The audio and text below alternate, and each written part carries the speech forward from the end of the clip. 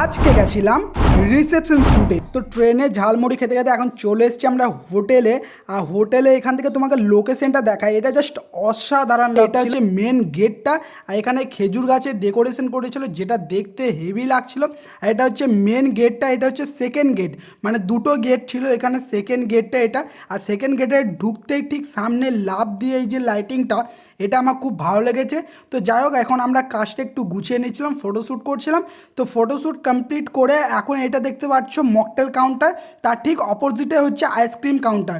তো আমিও মকটেল খাওয়া স্টার্ট করি। আমি 3টে মকটেল নিয়েছিলাম, তার মধ্যেই গ্রিন ফ্লেভারটা আমার বেস্ট লেগেছে। আর এখানে খাওয়ার জায়গায় ডেকোরেশনটা দেখো, জাস্ট অসাধারণ। তো যাই হোক, এখন আমরা খেতে বসে পড়ে গেছি। এটা হচ্ছে পনির সাটে, এটা হচ্ছে প্রন বিরিয়ানি, যেটা খেতে আমার হেভি লেগেছিল। সে পমফ্রেট, আর পমফ্রেট মাছটা যদি বলি খুব সুন্দর ফ্রেশ ছিল মাছটা। তো যাই হোক, খাওয়া কমপ্লিট করে এখন আইসক্রিম খেতে খেতে সোজা বাড়ি।